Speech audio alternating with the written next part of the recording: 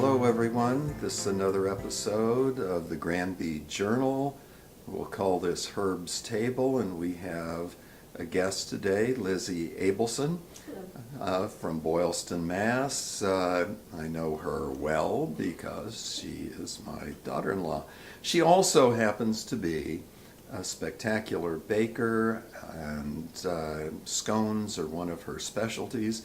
And she is going to demonstrate for us today how she makes scones. So, Lizzie, take it away. Okay, well, today we are going to make cranberry ginger scones.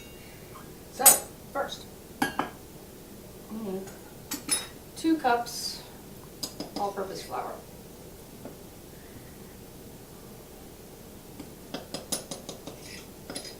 And with flour, Lizzie, you actually have to measure things, don't you? So you actually measure a I real measure cup. the flour, yes. Yes. Other things, not so much. Right. Okay. 1 tablespoon, I already measured this. Tablespoon baking powder. 1 tablespoon baking powder. Salt, I'm not good at measuring salt. Okay. Say half a teaspoon. Half a teaspoon of salt. Wonderful. 2 tablespoons sugar. 2 tablespoons sugar. And we mix that up. I want everyone to take notice that Lizzie has pre-measured those things just like the real shows, cooking shows. Okay, here we have 5 tablespoons very cold, unsalted butter cut up. We cut in with my trusty pastry blender. Okay. Lizzie, one of the things that I've done in the past is use frozen butter and grated it into the mixture to get even more of it taken up. Do you ever freeze your butter? I haven't for this recipe, but I'm sure it would work just fine. Okay. You don't want you want the clumps pretty big though, so you don't want to grate it too fine. All right.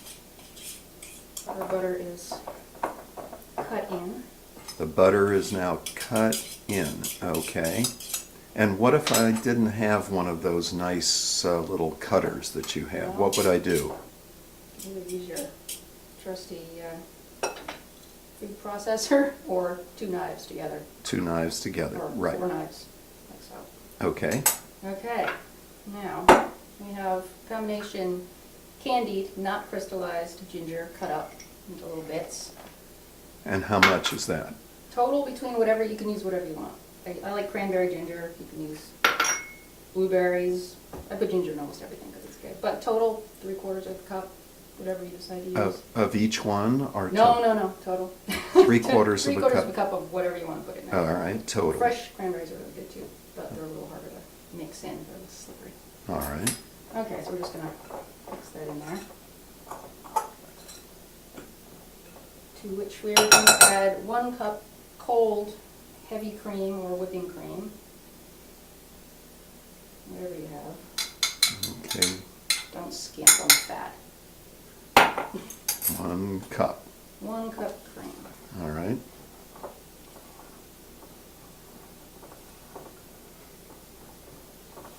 Mix that in well. All right, I'm going to come in a little bit on that just to see what you're doing there.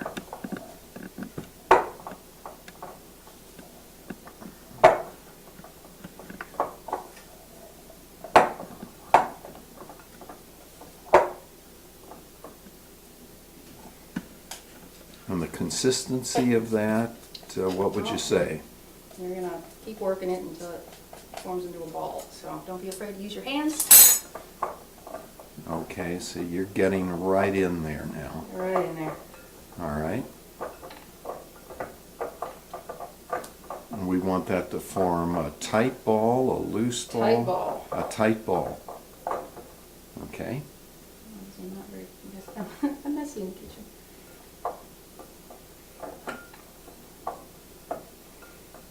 Just keep pinching it together until it starts to come together.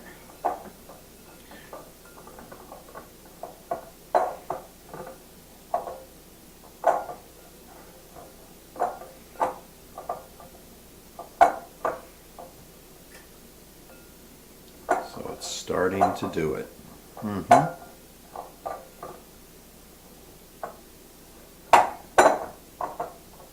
Okay, here's our ball of dough.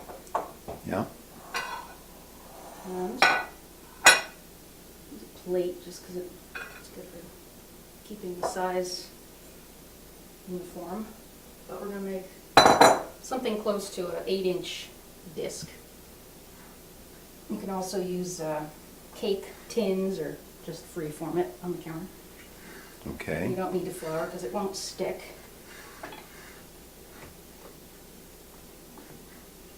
I sometimes throw this in the fridge for a little while to firm it up, but not necessary.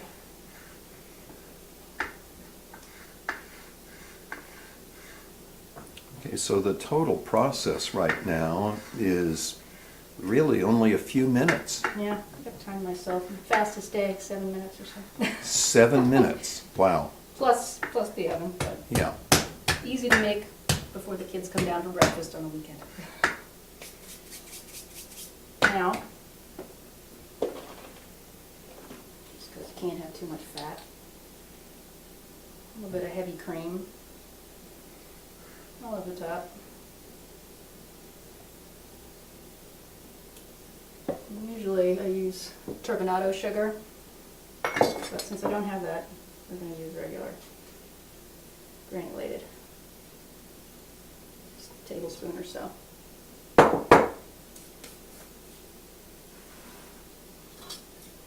I'm going to cut that into 8 wedges.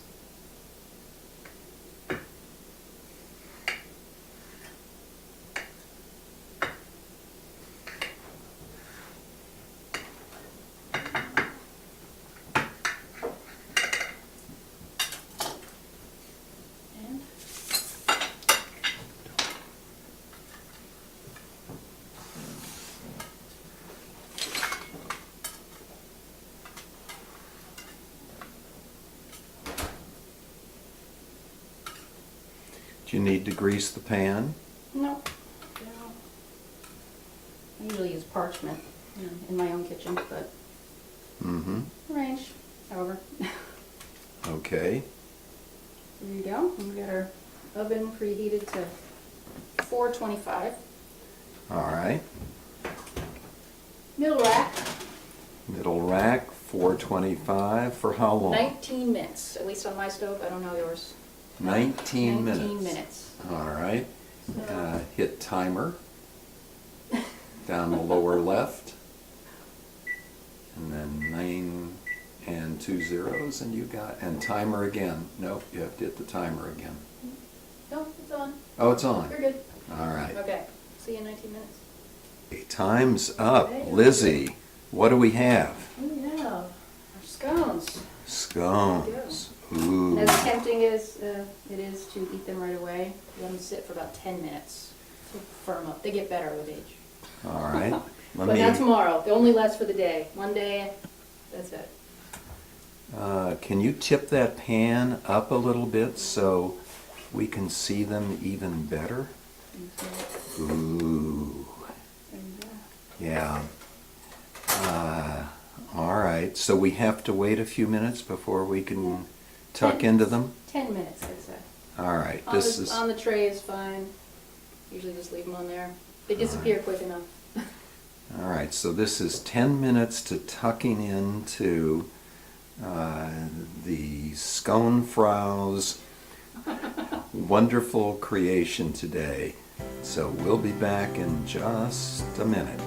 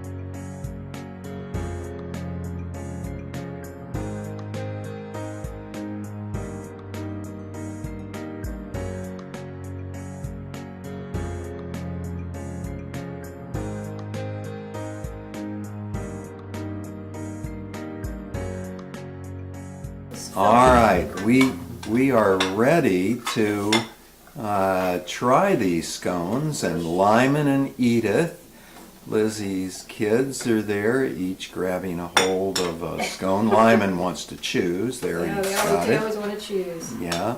Okay, taste testers. Okay. Do it over here, over here. Over there so we can see you. Right here, right here. No, over on the other side, guys. Can you bring that tail? Yeah. Right there's good stuff. Right there's good.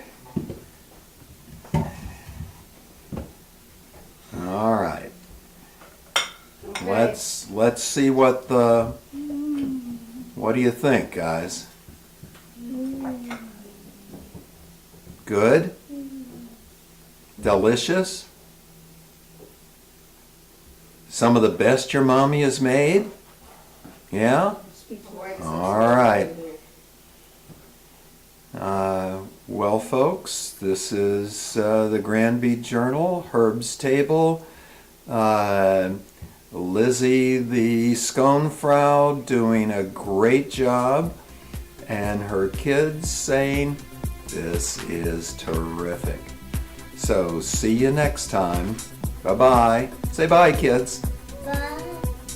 Bye-bye.